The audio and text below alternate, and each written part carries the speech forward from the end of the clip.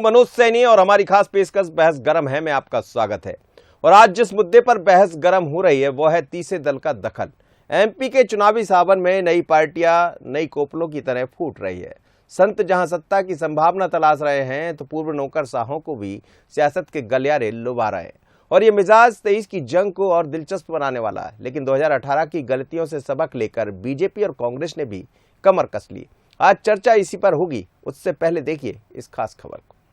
संत का सम्मान हो, संत के सम्मान के लिए हम इस पार्टी को राष्ट्रव्यापी जनता पार्टी का मैं अध्यक्ष होने के नाते संत समाज और समाज सेवियों को हम अपनी पार्टी से मध्य प्रदेश के 2023 के विधानसभा चुनाव में संपूर्ण प्रदेश में प्रत्याशी उतारने का कार्य। चुनाव का मौसम है तो क्या सन्यासी और क्या अधिकारी, हर कोई इसका लुत्फ लेना चाहता है। लिहाजा मध्य प्रदेश में 2023 का चुनाव दिलचस्प होने जा रहा है। रिटायर्ड अधिकारी और संत भी चुनावी मैदान में अपना दम भरेंगे। हर कोई यहाँ तीसरी ताकत की गुंजाइश देख रहा है। संत देव मुरारी बापू ने राष्ट्रव्यापी जनता पार्टी का गठन किया जो सभी 230 सीटों पर चुनाव भी लड़ेगी। इससे पहले पूर्व आईएएस वरदमूर्ति मिश्रा वास्तविक भारत पार्टी की घोषणा कर चुके हैं। 2018 चुनाव के नतीजे साफ तौर पर बताते हैं कि तीसरे दल का दखल दोनों ही प्रमुख पार्टियों के समीकरण को बनाता और बिगाड़ता रहा है। बीजेपी कांग्रेस में महज 1% वोट का ही अंतर था और बीएसपी, गोंडवाना गणतंत्र पार्टी और सपा ने अपना दखल कायम रखा था। शायद इसलिए ही नई पार्टियों के हौसले बुलंद हैं और एमपी में अपनी जमीन तलाश रही है। हालांकि नई पार्टी के गठन और तीसरी ताकत को बीजेपी कोई चुनौती नहीं मानती। उल्टा बीजेपी उन्हें ये सलाह दे रही है कि जिसका जो काम है वही करना चाहिए। नहीं, मैं जिसका काम है वो करना चाहिए। ठीक है, कोई महात्मा जी हैं, अगर वो किसी बात को नाराज हैं तो बैठ के बात की जा सकती है। पर महात्मा जी पार्टी बनाएं और पार्टी चलाएं और पार्टी चलेगी क्या, ये एक बड़ा विषय है। इसलिए इसके ऊपर कोई टिप्पणी करना मेरा वाजिब नहीं। चुनावी साल में अरविंद केजरीवाल की आम आदमी पार्टी और असदुद्दीन ओवैसी की एआईएमआईएम और चंद्रशेखर की भीम आर्मी पहले ही चुनावी हुंकार भर चुकी है, तो सपा, बसपा, गोंडवाना गणतंत्र पार्टी और जय आदिवासी संगठन जैसी पार्टियां भी आदिवासी और पिछड़ों के दम पर चुनावी साल में अपनी ताल ठोकेंगी। शायद यही वजह है कि बीजेपी और कांग्रेस का भी मेन फोकस इन्हीं वर्गों पर है। चुनावी साल में जनता को कौन साध पाएगा, इस पर सभी की नजर रहेगी। Bureau report, Bansal news. चलिए, तो वो पार्टियां हो गई जिसका जिक्र किया जा रहा है। लेकिन चुनाव आते आते हो सकता है कोई और पार्टियां दिखाई दे। लेकिन मध्य प्रदेश में जब हम देखते हैं तो यहाँ बायपोलर पॉलिटिक्स रही है, यानी दो ही दल यहाँ दिखाई देते रहे। भारतीय जनता पार्टी और कांग्रेस की बात करें, दोनों का सामना होता रहा। हाँ, ये जरूर है कि बसपा, सपा या बाकी पार्टियां भी यदा कदा आती रही। बसपा का दखल जरूर यहाँ दिखाई देता रहा। गोंडवाना गणतंत्र ने भी कई बार अपना दखल दिया है, खासकर आदिवासी सीटों पर हम ध्यान दें। लेकिन बड़ी बात यही है, क्या जो अफसर की पार्टी दिखाई दे रही है, आईएएस अफसर जिन्होंने बनाई वरदमूर्ति मिश्रा, या जो महात्मा जी दिखाई दे रहे थे देव मुरारी बापू, ये सब दखल दे पाएंगे? क्योंकि आप पार्टी भी मैदान में है और दावा तो यही है कि 230 सीटों पर वो चुनाव लड़ेंगे।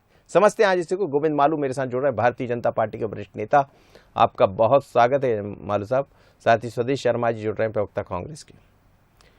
मालू साहब, क्या लगता है आपको, मध्य प्रदेश वैसे तो बायपोलर पॉलिटिक्स होती रही यहाँ, यदि हम देखें तो बसपा, गोंडवाना, ये सब थोड़ा बहुत खेल बिगाड़ते बनाते रहे हैं।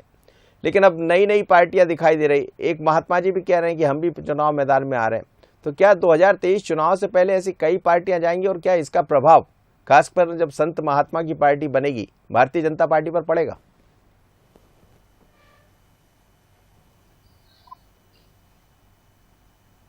मालू साहब, मेरी आवाज सुन पा रहे? चलिए, ये स्वदेश शर्मा जी, यही सवाल मेरा आपसे, क्या कांग्रेस पर प्रभाव पड़ेगा?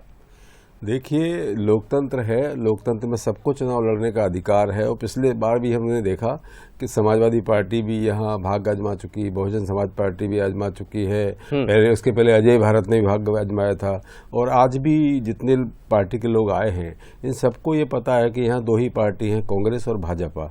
भारतीय जनता पार्टी की सरकार है और सरकार के खिलाफ जनता के मुद्दों को हम लगातार उठा रहे हैं। 7,000 से ज़्यादा कांग्रेस के कार्यकर्ताओं पर प्रकरण दर्ज हो चुके रखे हैं, तो निश्चित रूप से जनता कांग्रेस को समझती है और माननीय कमलनाथ जी के नेतृत्व में कांग्रेस बहुत जबरदस्त मजबूत है। और अब जो पार्टी आई है, जैसे कैलाश विजयवर्गीय साहब की बाइट दे रहा था, देव सुन रहा था मैं भी, तो उनका कहना था साधु महात्मा को बड़े आदर के साथ बोल रहे थे वो कि बैठ के समझाइश कर लेंगे। ये इशारा करता है कि निश्चित रूप से भारतीय जनता पार्टी का वोट शेयर इससे कम होगा और हमारा वोट शेयर बढ़ेगा, क्योंकि माननीय कमलनाथ जी के नेतृत्व में हमारा कांग्रेस का कार्यकर्ता बिल्कुल रिचार्ज है और सरकार हर स्तर पर विफल है। उन विफलताओं को हम सरकार की गिनाते रहे लगातार, इसीलिए हम पर केस रजिस्टर्ड हुए। तो हमें तो कहीं से कहीं तक नुकसान नहीं है। 2023 में 125 से 150 के बीच में कांग्रेस की सीटें आएंगी और मुख्यमंत्री पद की शपथ कमलनाथ जी ही लेंगे। जी गोविंद मालू जी, मेरा भी आपसे यही सवाल था, आप सुन पाए नहीं, पहले नहीं सुन पाए थे। वास्तविक भारत पार्टी, मुरारी बापू, देव मुरारी बापू की पार्टी और फिर आप पार्टी, सपा बसपा, ये तो सब दिखाई देंगी, तो क्या ये सब मिलकर भारतीय जनता पार्टी को नुकसान पहुंचाएंगे? ये तो कांग्रेस का विकल्प है। कांग्रेस ने जब विपक्षी भूमिका सही ढंग से नहीं निभाई तो ये 3-4 पार्टियां उनकी रिप्लेसमेंट के लिए आ गई हैं। हमें कोई तकलीफ नहीं है। भारतीय जनता पार्टी का शासन सुशासन के रूप में, विकास के रूप में, निरंतर विकास के रूप में जाना जाता है। माननीय शिवराज सिंह जी चौहान के नेतृत्व में जो मध्य प्रदेश ने तरक्की की, बीमारू प्रदेश से निकलकर इसको विकासशील प्रदेश के पंक्ति में इसको खड़ा किया है, उसके चलते हम आश्वस्त हैं। जनता का प्रेम, स्नेह, आशीर्वाद और उनकी जो उत्कट अभिलाषा है कि फिर से शिवराज जी मुख्यमंत्री के रूप में इस प्रदेश की सेवा करें, उस मिशन में जनता सफल होगी। जी, रमाकांत पटेल भी जुड़ रहे हैं मेरे साथ, आप पार्टी के प्रवक्ता हैं। रमाकांत जी, मेरी आवाज सुन पा रहे हैं? जी मनोज जी, मेरे को आवाज आ रही है आपकी। क्या कहेंगे आप पार्टी ऐसा कह रही है कि 230 सीटों पर लड़ेंगे, इस बीच में वास्तविक भारत पार्टी भी आ गई है मैदान में, एक और महात्मा जी की पार्टी भी दिखाई दे रही है, फिर आप पार्टी अपनी जगह कहां तलाशेगी? जी सैनी जी, मैं आपको बतलाऊं, लोकतंत्र है और सभी को इसमें पार्टिसिपेट करने का अधिकार है। आम आदमी पार्टी अभी 10 साल पहले बनी है और पहला चुनाव हमने दिल्ली में लड़ा, सरकार बनाई। दूसरा चुनाव दिल्ली में लड़ा, सरकार बनाई। पंजाब में लड़े, सरकार बनाई।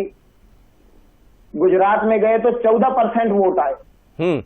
गुजरात से माननीय प्रधानमंत्री जी आते हैं, गुजरात से गृह मंत्री जी आते हैं। आम आदमी पार्टी मध्य प्रदेश में अभी नगरीय निकाय का चुनाव लड़ी है। 16 नगर निगम में से एक नगर निगम में आम आदमी पार्टी है जी। 52 के लगभग पार्षद हैं, कई जिला पंचायत सदस्य हैं, कई जनपद सदस्य हैं, कई सरपंच हैं।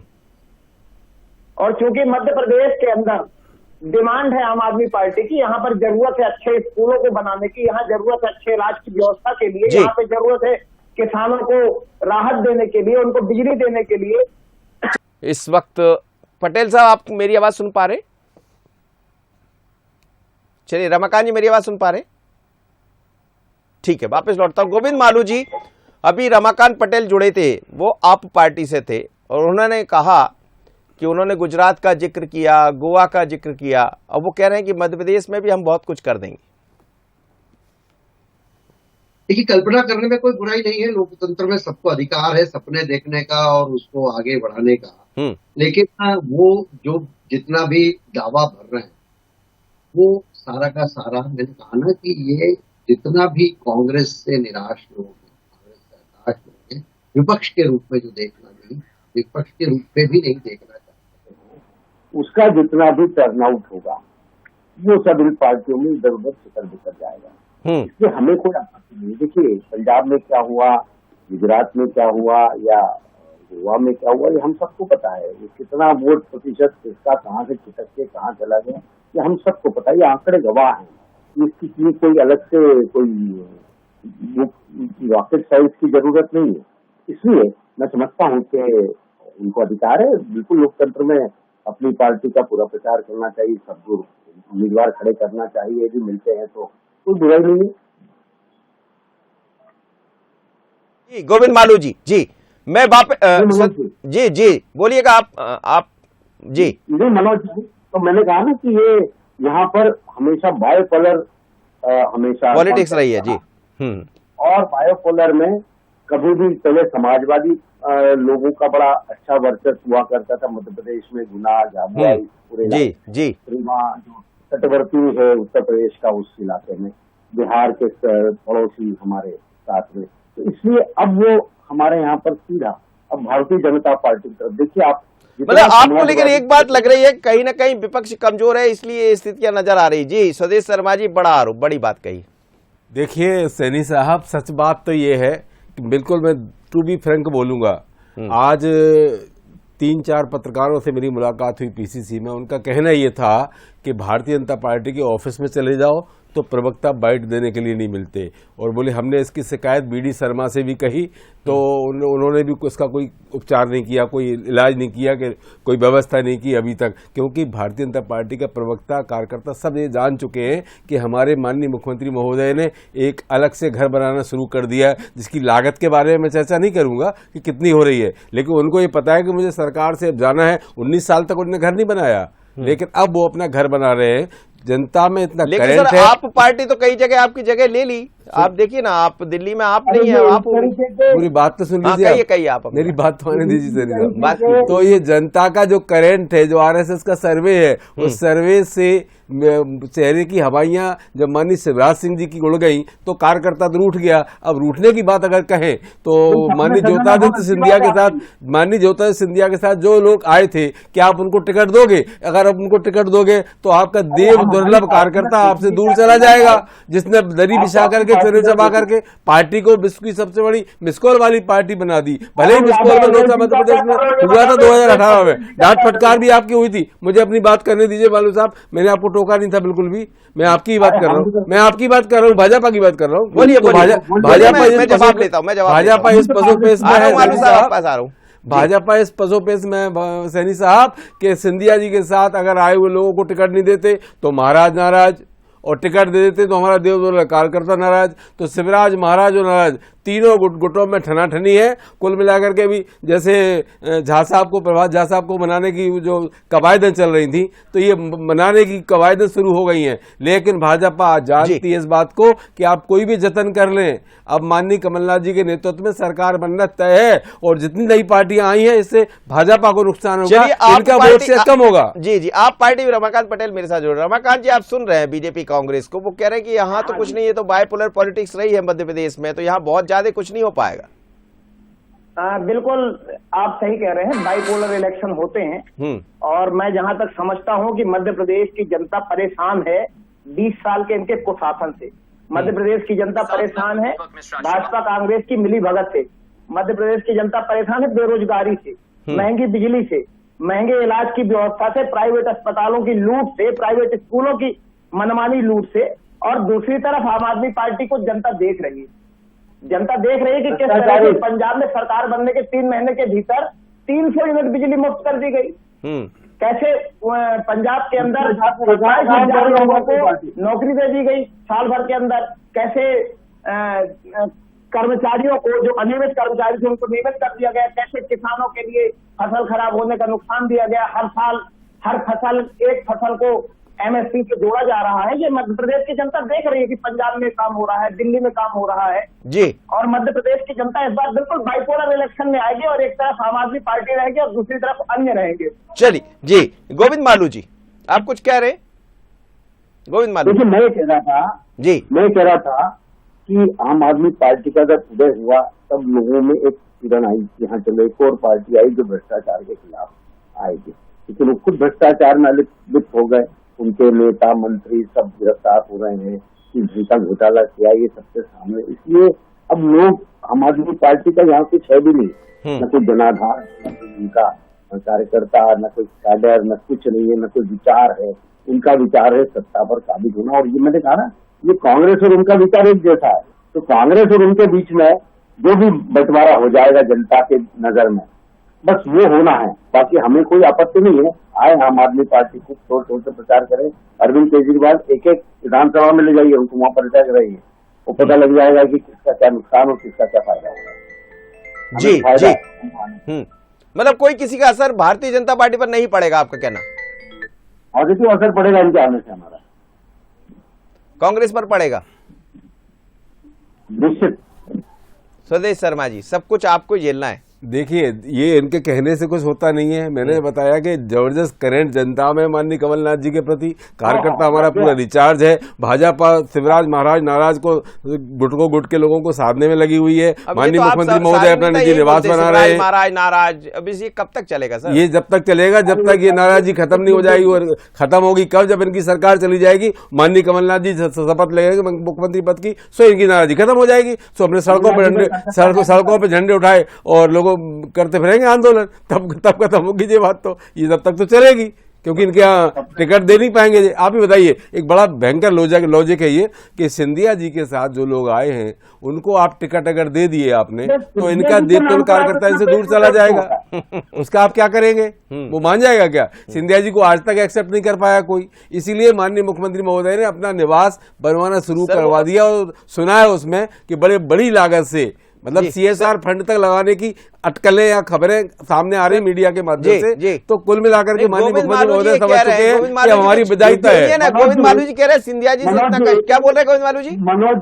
मनोज जी, सिंधिया जी के नाम पर तो बहुत करवटें बदलते और रात की नींद हराम हो जाती है उनकी। क्योंकि उनके जाने से जो जिस तरह से कांग्रेस को पस्त होना पड़ा, उनके नाम से वोट लिए, अब वो चले गए, अब उनके नाम की माला। अरे उनके नाम से वोट लिया होता श्रीमान, तो आप बाई इलेक्शन में जिस सीट पर भाजपा के प्रत्याशी को सपत्नीक सिंधिया जी ने वोट डाला, सपत्नीक, नोट करिए इस बात को, सपत्नीक वोट डाला, वो सीट भी भाजपा की हार गई और कांग्रेस के सदस्य संघर्ष में रही हुई है। फिर कहाँ से सिंधिया जी के नाम पर? सिंधिया जी खुद चुनाव हारे छोटे से कार्यकर्ता के सामने, सिंधिया के नाम पर कैसे वोट मिल गया? अरे आप कैसी बातें करते हो? इस बार देख लेना आप 20+ ग्वालियर चंबल संभाग में सीटें आएंगी कांग्रेस की। सिंधिया जी का जो जादू था वो कांग्रेस की वजह से था। कांग्रेस की पीठ में जो छुरा घोंपने का काम किया उन्होंने, इससे जनता नाराज हो गई।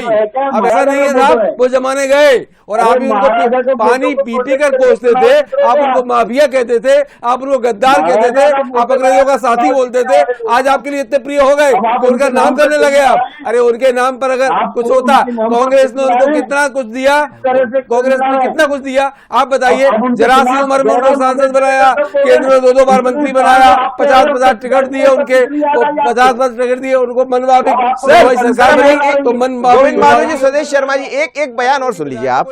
इस वक्त भरत मूर्ति मिश्रा क्या कह रहे हैं? भारत वास्तविक पार्टी के चेयरपर्सन है, वो क्या कह रहे हैं ये और सुन लीजिए आप, तो समझ आ जाएगा कि एक और पार्टी मैदान में क्या कह रहे हैं। सुनाइए। हम लोगों ने फैसला किया है, और शुरू से मेरा कहना था कि पूरी 230 विधानसभा सीटों पर हम लोग प्रत्याशी खड़े करेंगे। हम जनता के सामने गंभीर होकर जाना चाहते हैं, क्योंकि अगर हम बहुत कम सीटों पर चुनाव लड़ते, कुछ लोगों ने मुझे सजेशन दिया था कि आप एकदम से ज्यादा उस पर फोकस ना करें, पर मेरा मानना है कि जनता के सामने हम अगंभीर नहीं हो सकते, हमें गंभीर होना चाहिए। और इसलिए जो है पूरी 230 विधानसभा सीटों पर हम लोग चुनाव लड़ाएंगे। चलिए, तो एक तरफ भरत मूर्ति मिश्रा कह रहे हैं कि 230 सीटों पर हम चुनाव लड़ाएंगे, आप पार्टी कह रही 230 सीटों पर हम चुनाव लड़ेंगे। दूसरी तरफ देव मुरारी बापू जो आप देख रहे थे वो भी कह रहे हैं कि 230 सीटों पर चुनाव लड़ेंगे। बड़ा गजब होने वाला है मालू साहब। मालू साहब जी, जी मालू जी, हर व्यक्ति को अपनी बात कहने का अधिकार है और लड़ने का, चुनाव में अपना चेहरा आईना देखने का और दिखाने का अधिकार है। और मैं समझता हूँ इन सब दलों को बहुत ताकत के साथ चुनाव लड़ना चाहिए और अपनी उपस्थिति को दर्ज कराना चाहिए। जी स्वदेश शर्मा जी, मैं इसका स्वागत करूंगा। देखिए, ये बात तो कई लोग बोल चुके हैं, मैं भी बोल दूंगा, लोकतंत्र में सबको अधिकार है चुनाव लड़ने का, तो अधिकार है लड़ें। लेकिन यहाँ 2 ही पार्टी के बीच में चुनाव है, कांग्रेस और भाजपा, और कांग्रेस की सरकार बन रही है, माननीय कमलनाथ जी मुख्यमंत्री बन रहे हैं, ये सबको पता है। अंडर करंट जबरदस्त है, इस बात का मैं शर्त लगाने को तैयार हूँ। मालू साहब, आपके प्रवक्ता तक स्टूडियो में नहीं आते, उत्साह खत्म हो गया है, स्काइप पे बैठकर डिबेट की खाना पूरी कर लेते हैं। आपके ऑफिस में प्रवक्ता नहीं मिलते बाइट के लिए कि प्रतिक्रिया लेने के लिए पत्रकार जाए। इस बात की गवाही है कि आपका उत्साह खत्म हो चुका है, आपके चेहरे बुझ चुके हैं। ये बात तय करती है कि माननीय कमलनाथ जी आ रहे हैं और भाजपा जा रही है। दोनों मेहमानों का आप मेरे साथ जुड़े, गोविंद मालू जी, स्वदेश शर्मा जी और रमाकांत पटेल भी जुड़े थे, और साथ ही हमने देखा कि भरत मूर्ति मिश्रा भी अपनी बात कह रहे थे। लेकिन मध्य प्रदेश में वैसे तो हम ये लगातार देखते आए हैं कि सरकार किसी की भी बनी हो, बीजेपी की बनी हो या कांग्रेस की, दोनों ही दल की पार्टी की सरकारें बनती रही है। लेकिन इस बार का चुनाव में ये पार्टियां कितना असर डालेगी ये दिलचस्प होगा। बसपा या सपा, खासकर बसपा ने प्रभाव छोड़ा है अपना, गोंडवाना ने भी अपना प्रभाव छोड़ा है, लेकिन वो पार्टियां कम नजर आ रही है और नई पार्टियां इस बार 2023 में ज़्यादा नजर आएगी। लेकिन किसका असर कितना किस पर पड़ेगा ये देखना होगा। बहस गरम इतना ही, मुझे दीजिए इजाज़त, बने रहिए बंसल न्यूज़ पर। नमस्कार।